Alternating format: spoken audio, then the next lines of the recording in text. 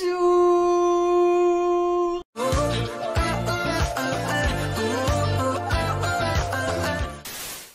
Je suis de retour. Est-ce que je vous ai manqué? Vous, en tout cas, m'avez vraiment beaucoup manqué. Ça a été une année vraiment très difficile, mais je pense que vous l'avez deviné avec mon absence des réseaux. J'ai passé une année de remise en question assez compliquée psychologiquement, mais j'ai avancé aussi sur plein de choses. Je suis enfin suivie par une psychologue et je peux vous dire que j'en avais vraiment besoin. Samedi montage, bonjour. Alors me demandez pas pourquoi, j'avais absolument envie de vous dire que du coup, je me suis lancée dans le montage de la vidéo tout de suite après l'avoir tournée. La preuve, j'ai encore le maquillage, j'ai juste retiré la coiffure et je me suis mis en pyjama parce que bah c'est franchement beaucoup mieux pour monter. Et je voulais vous dire que je suis trop contente en fait, ça m'avait grave monté, ça m'avait grave manqué le montage vidéo. Regardez, c'est hyper méta je trouve. Je suis en train du coup de monter cette vidéo et voilà, je suis contente, j'ai vraiment hâte que vous découvriez tout ça. Et voilà, donc c'était une interruption qui ne servait à rien mais j'avais envie de la faire. Et bref, 2024 ça a été un peu une année de transition pour moi qui m'a permis de souffler, qui m'a permis de me reposer un petit peu parce que j'avais oublié ce que c'était de se reposer. J'ai pu avancer sur le projet Plus Secret, j'ai pu enfin lancer mon compte d'auteur artiste, je suis vraiment trop contente. Vous pouvez le voir, c'est sur Instagram et mon pseudo d'artiste c'est Lily la pluie, je trouve ça beaucoup trop mignon, j'ai très hâte qu'on m'appelle Hey Madame la pluie, c'est moi. Du coup, pour cette reprise de YouTube, vous allez voir, j'ai prévu de vous faire 1 à 2 vidéos par mois, donc n'hésitez pas à activer la petite cloche des notifs parce que sinon vous serez pas forcément au courant. Et je vous ai concocté un programme pour 2025, Pépitas. Samedi montage, rebonjour. Je voulais attirer votre attention sur un petit truc. Je me suis amusée à refaire un petit peu la charte graphique de la chaîne. Genre vous allez voir de petites vignettes des dramas, j'ai essayé de les glow up un petit peu parce que j'ai commencé à avoir un peu de skill cette année sur Photoshop. Oui, la petite dame pendant sa pause, elle a touché un peu à Photoshop. Bref, j'espère que vous apprécierez. J'ai passé beaucoup de temps à essayer de trouver des designs un peu sympas et je suis trop fan du résultat. Dites-moi si vous aimez. Bref, parlons peu, parlons bien, il est temps de commencer cet énorme bilan visionnage 2024. Et pour ceci, j'ai pris ma petite tasse de Noël. J'espère que vous aussi vous avez prévu le petit café, le petit thé, le petit matcha, bref, un petit truc à boire pendant cette vidéo qui, je pense, va être un petit peu longue. Déjà, comme chaque année, faisons un tour de tout ce que j'ai regardé en 2024. J'ai regardé 16 dramas coréens, 14 dramas chinois, 7 dramas thaïlandais, un drama japonais, un drama taïwanais, et les petits nouveaux de cette année, j'ai regardé 11 séries américaines et 4 animés. J'avais envie vraiment d'intégrer tout le reste de mes visionnages et pas simplement mes visionnages de séries asiatiques parce que je me dis que ça pourrait être vraiment très intéressant justement de vous partager un peu ce que je regarde tous les ans parce que je ne regarde pas que des séries asiatiques même si elles sont majoritaires. Déjà, la première chose qu'on peut remarquer, c'est que je suis trop contente. On a un bilan qui est assez équilibré par rapport aux autres années où vraiment les dramas coréens étaient majoritaires et je regardais un petit peu d'autres trucs à côté. C'était vraiment un truc que j'avais envie de changer en 2024 et je vous avoue que le burn-out m'a un peu aidé parce que du coup, j'associais les dramas coréens à YouTube et comme je pouvais plus du tout faire YouTube, du coup, je pouvais plus regarder non plus de dramas coréens. C'était super bizarre. J'avais vraiment fait une association et comme si vous voulez, quand t'es sur les réseaux, il faut que t'essaies de regarder tout assez rapidement. En fait, dès qu'un drama coréen à succès sortait, il fallait que je le regarde pour moi vous en parler. Et ça c'est un truc je ne peux plus, ça n'arrivera plus dans les prochains mois. Je ne vous ferai plus d'avis hyper actuels sur les dramas qui sont sortis, je vous ferai des avis quand j'aurai envie d'en faire. Vraiment c'est quelque chose qui va sortir en 2025 parce que ça me mettait une pression de malade. Ou alors je me mettais une pression de malade, j'en sais rien, mais bref ça c'est un truc franchement que je ne veux plus faire dans les prochaines années. Je veux vraiment que YouTube redevienne juste une passion et que ce soit plus un travail. Voilà, ceci étant posé. C'est donc parti pour le premier drama de mon année 2024 et il s'agissait de Byung-Sung Creature. Je vous rappelle que je ne sais toujours pas prononcer les titres anglais, coréens, etc. Ne m'en voulez pas, vous avez l'habitude. Enfin, vous avez perdu l'habitude vu que j'ai pas été là pendant des mois, mais va falloir la reprendre. Ça se déroule durant l'occupation japonaise et moi vous savez que c'est une période historique que j'apprécie particulièrement et c'est inspiré des terribles expériences de l'unité 731, unité japonaise en fait qui avait fait les expériences sur des Chinois et des Coréens. C'était absolument abominable et du coup la série a personnifié justement la monstruosité de ces expériences par une créature monstrueuse et j'ai vraiment adoré. Franchement cette saison 1 était super, ils ont vraiment bien dosé l'action, les décors étaient très chouettes, on a des personnages vraiment super attachants, j'ai passé mon meilleur moment.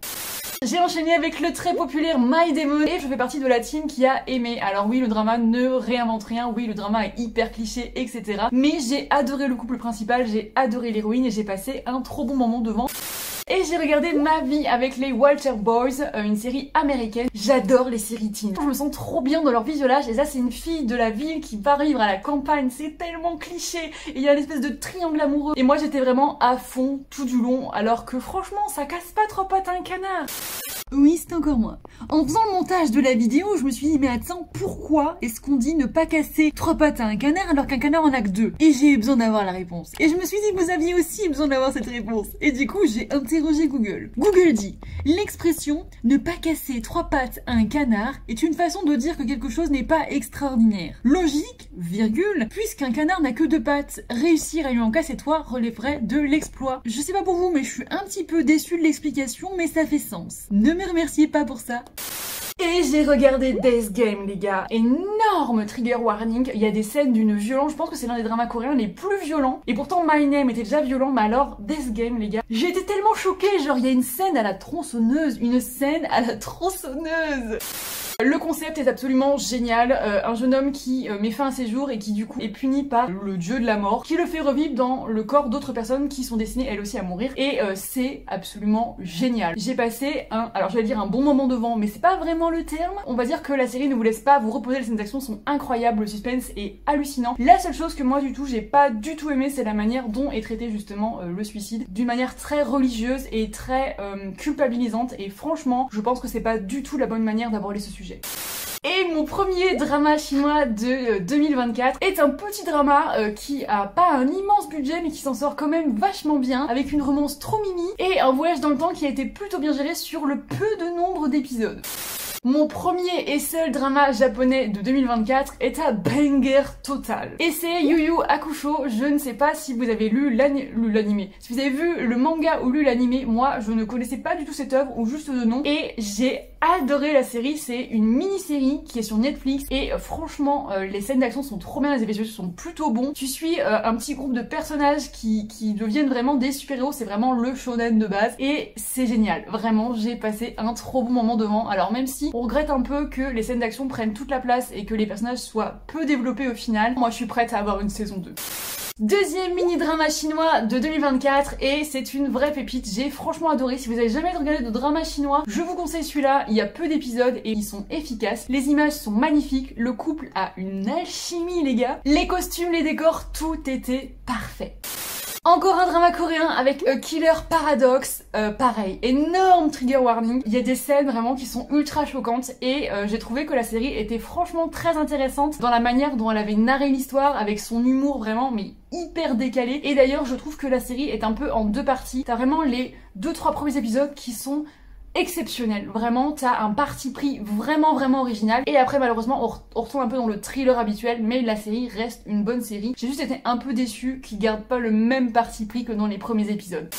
Le premier drama thaïlandais de 2024 c'est The Last Twilight et j'ai adoré, franchement on a un couple hyper green flag en fait et on a besoin de ça. On a deux personnages qui fonctionnent super bien ensemble. C'est un jeune homme qui devient aveugle suite à un accident et son aide-soignant en fait, la personne qui va venir s'occuper de lui, et vraiment ils créent une safe place ensemble et je les ai vraiment trop aimés, même si j'ai un petit bémol sur les deux derniers épisodes qui pour moi auraient pu ne pas exister parce qu'ils servent juste à mon sens à prolonger la série et à créer des petites disputes bon, qui n'était pas forcément utile, mais voilà, la série est vraiment une pépite. En plus, il y a beaucoup de références au Petit Prince, œuvre que j'adore, et la série est très poétique, il y a de très belles répliques, je vous conseille du fond du cœur.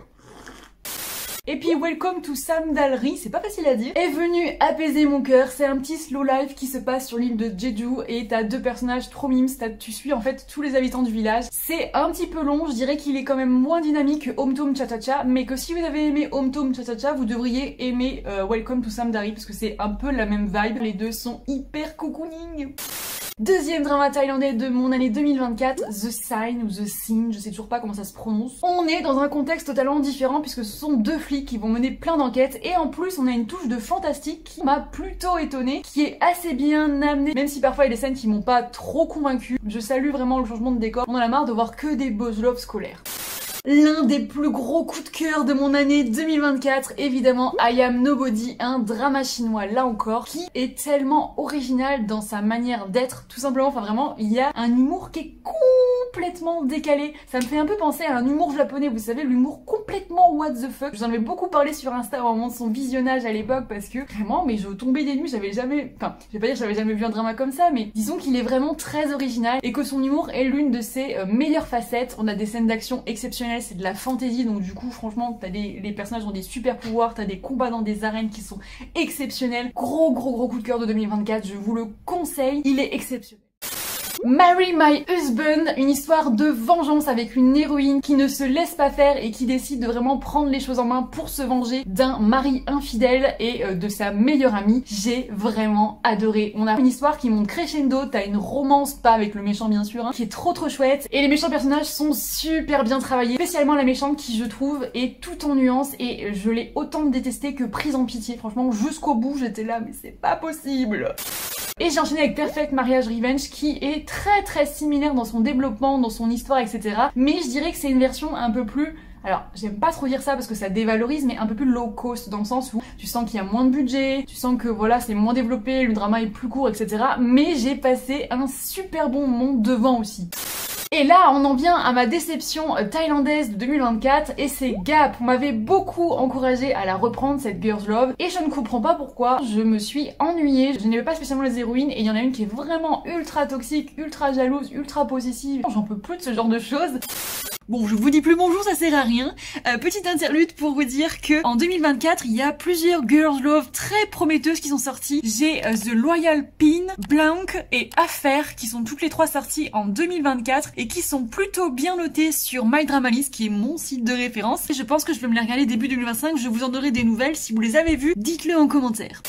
Heureusement, Ready Set Love était dans la place. Un peu comme Yu Yu Hakusho, je trouve que c'est le genre de drama qui change un petit peu de ce qu'on a l'habitude de voir. C'est vraiment très original, ça fait un petit peu un truc à la Squid Game mais version girly, avec un futur où il n'y a plus de bébés garçons qui naissent, du coup il n'y a plus que des filles partout sur la planète. Et pour pouvoir espérer se trouver un mari, elles doivent participer à un jeu avec plein d'épreuves, au bout duquel elles peuvent potentiellement gagner un homme. Oui, gagner. Je me suis tellement marrée, j'ai adoré le développement de l'histoire et même si je suis un tout petit peu déçue de la fin, qui potentiellement d'ailleurs appelle à une saison 2, je vous conseille vraiment, si vous avez jamais regardé de drama thaïlandais, je pense que vous pouvez commencer avec celui-là. Et j'ai regardé mon premier animé japonais de 2024, il s'agit de Carnet de l'apothicaire. Je pense qu'il faut vraiment que je me mette définitivement aux animés japonais, c'est juste que j'ai super peur parce que déjà que j'ai beaucoup de trucs à regarder, si en plus je me mets aux animés, vraiment ça va être la cata. L'héroïne des Carnets de l'apothicaire, c'est franchement une de mes héroïnes préférées de 2024. J'ai vraiment adoré son flegme, son intelligence. Elle résout plein d'enquêtes au fait au sein du palais. Je me suis prise de passion pour la petite romance entre l'héroïne et le héros. Et j'ai passé un tellement bon moment devant que j'ai envie de lire le manga maintenant. Je suis pas sortie de l'auberge.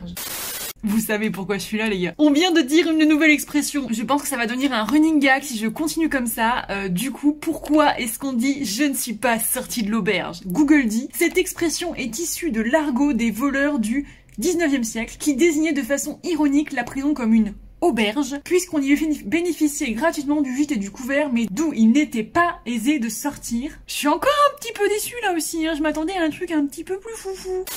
Et on en vient à mon premier abandon de 2024, à savoir Night Has Come. C'est vraiment pas que le drama était mauvais, hein. C'est un espèce de huis clos dans un lycée où t'as des étudiants qui vont mourir les uns après l'autre à cause d'une application. Et je pense que c'était trop pour mon petit cœur. Je sais pas, c'était peut-être pas le moment, mais vraiment, je vous dis, à la fin, je crois que c'est à la fin de l'épisode 2, il y a un élève qui se fait décapiter ou un truc très violent dans ce genre. Et j'ai fait non, bah on va arrêter ici. Donc j'étais curieuse pourtant de savoir la suite, mais j'ai pas eu le courage de faire avance rapide pour regarder tous les épisodes. Je ne saurai jamais la fin.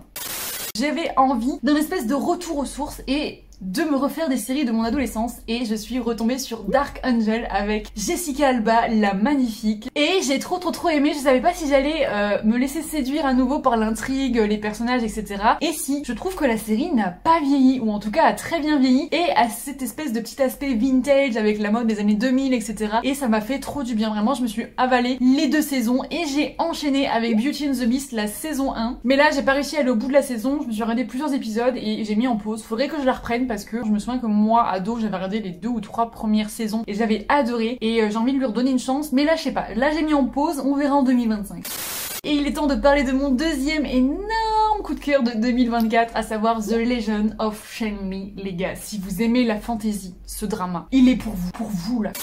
Les images sont époustouflantes, les effets spéciaux sont bons, le couple est exceptionnellement mature et j'ai tellement aimé les deux protagonistes, autant elle que lui. Elle est tellement forte, c'est tellement un personnage puissant. Dans les dramas chinois, je trouve que maintenant, de plus en plus, on a des héroïnes avec un charisme de malade, qui sont intelligentes, qui sont indépendantes et moi j'ai besoin de ça. Et c'est quelque chose qu'on retrouve dans les dramas coréens mais quand même je trouve beaucoup moins les héroïnes chinoises. J'ai enchaîné avec Lost You Forever, la saison 1, du coup j'ai pas encore vu la saison 2, je devais la regarder et finalement j'ai pas pris le temps. Mais faut dire qu'il y a un petit élément qui me fait un peu peur, je vous spoil pas, je vous dis pas, mais bref, je regarderai l'année prochaine. J'ai adoré, pareil, très bon drama chinois, pas aussi bon pour moi que The Legend of Shangli, mais j'ai été à fond dans ce triangle, dans ce quatuor amoureux, même parce que l'héroïne elle a 3 gars pour elle. Et j'ai d'ailleurs eu mon premier et seul crush red flag de l'année, parce que normalement je déteste ce genre de personnage, vous me connaissez maintenant. Mais voilà, j'ai eu un immense crush pour notre démon serpent. Alors au début pourtant je ne pouvais pas le blairer, mais genre vraiment pas. Et plus la série avance, plus je découvre toutes ses fables, plus tu découvres son histoire et plus mon petit cœur il a fait mais je vous fonds. Et j'ai regardé l'anime chinois Heaven's Official Blessing, j'avais déjà vu la saison 1, je crois qu'elle est sortie en 2022, donc j'avais dû la voir en 2022, j'avais adoré. C'est par la même autrice que The Anthem, donc forcément ça pouvait que me plaire. Bah là encore j'ai adoré suivre leurs aventures et je me suis regardé la saison 2 que j'ai un petit peu moins aimé honnêtement que la saison 1, mais qui reste quand même une bonne saison et qui nous promet de mémoire une saison 3, donc on a vraiment très hâte. Et je sais qu'il y avait un drama qui était prévu, je crois même qu'il a été tourné, mais le gouvernement chinois bloque, donc je suis dégoûtée.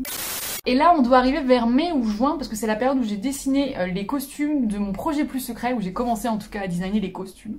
Si vous voulez en savoir plus, il va falloir me suivre sur l'île la pluie l'année prochaine, bref. Et pendant que je dessinais, eh bien, je me suis mis Charmed et je n'avais jamais regardé cette série. J'avais vu des extraits par-ci par-là, mais c'est vraiment une des séries cultes que je n'ai jamais vue et que je voulais absolument voir. Et apparemment 2004 c'était la bonne année, je me suis regardé la saison 1, la saison 2 et la saison 3. Et malheureusement l'actrice qui joue l'un des rôles principaux est décédée et j'ai pas réussi à continuer en fait, de savoir que cette personne n'était plus là. Alors je sais j'aurais pu continuer en hommage, mais je sais pas, j'ai eu un blocage. De la voir à l'écran ça me faisait grave de la peine parce que du coup je m'étais enchaîné les 3 saisons quand même avec elle dedans et du coup j'ai pas pu continuer la série, donc je reprendrai peut-être l'année prochaine. Mais bon après c'est vrai que ça fait un peu redondant comme ça quand tu regardes à la suite parce que c'est à chaque fois un épisode, une nouvelle aventure avec un monstre etc. Mais j'ai franchement adoré et du coup j'ai dévoré les 3 premières saisons.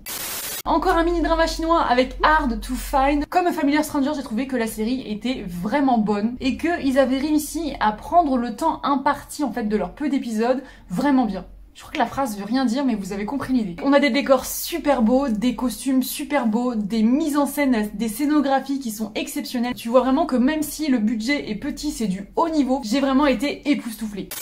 Encore une teen série américaine avec Geek Girl que j'ai dévoré. Pareil, c'est une geek qui rentre dans le milieu de la mode. C'est pas un truc qui va renouveler le genre, c'est pas un truc vraiment exceptionnel. T'as une romance ultra cucu, c'est super cliché, mais bon sang, je passe des bons moments devant ces séries les gars. Par contre, le problème à 3 corps m'a pas du tout fait du bien au moral, j'ai pas réussi à terminer la série, elle me mettait dans un état un peu bizarre. Et je sais pas si ça cherchait trop profondément dans l'âme, si ça me faisait poser trop de questions, ou si, je sais pas, ils avaient trop poussé leur concept. Mais il y a un truc qui me gênait beaucoup, et je crois que j'ai arrêté genre à l'épisode 2 ou 3, peut-être au 3e en vrai, parce que j'étais trop mal à l'aise devant la série, j'arrivais pas à avancer sur les épisodes, et c'est dommage parce que le concept était très intéressant, et du coup je ne saurais jamais la fin, mais c'était pas pour moi. En tout cas, pas à ce moment-là, parce que j'ai remarqué que suivant les périodes, je suis plus comédie romantique, thriller, etc. Et si par exemple quand je suis en mode thriller, si je regarde une comédie romantique, je vais être là, c'est nul. Et si je suis en mode comédie romantique quand je regarde un thriller, je suis là, ah. Bon par contre, soyons honnêtes, hein, que je sois en période thriller ou comédie romantique, j'ai la trouille quand même. Il y a aucun moment en fait où je suis en mode, hey. Et je suis très heureuse de vous parler de Drag Race France. En fait, j'ai toujours adoré l'univers des drag queens. Je trouve que c'est des artistes exceptionnels et des performeuses exceptionnelles. Et j'ai ma belle-sœur qui a été voir l'année dernière le spectacle de Drag Race France. Et ça avait déjà attiré mon attention. Et elle m'a conseillé de regarder les saisons, les 3 saisons qui étaient sorties. Enfin du coup les 2 premières saisons et la saison de 2024 qui était en cours de diffusion. Et je lui ai fait confiance et je me suis lancée. Et les gars, c'était ma safe place. Du coup j'avais 3 saisons à regarder. Du coup je me regardais un épisode tous les 2-3 jours. Et vraiment à chaque fois, ça me partageait des super good vibes. Vous pouvez les retrouver sur France TV, foncez, ça parle de plein de sujets, les queens se confient, les tenues sont exceptionnelles, les défilés sont incroyables, c'est un truc tellement riche artistiquement parlant, je sais pas, moi ça me nourrit beaucoup. Je me suis enchaîné les 3 saisons et du coup j'ai eu la chance d'aller assister à leur représentation au Pain Galant à Bordeaux et c'était tellement génial, franchement j'ai cru que j'allais me mettre à pleurer quand j'ai vu les queens de 2024 arriver comme ça sur scène, j'étais en mode oh mon dieu, enfin c'était incroyable. Et les chroniques of Bridgerton, ou la chronique des Bridgerton, à chaque fois je sais pas pourquoi, je sais jamais dans quel sens ça va. J'ai regardé la saison 3 cette année et je crois que c'est ma préférée de tout. C'était pas le couple que j'avais spécialement envie de voir, mais j'étais tellement à fond en fait. Ils ont une alchimie de malade et j'ai hâte de voir la saison 4.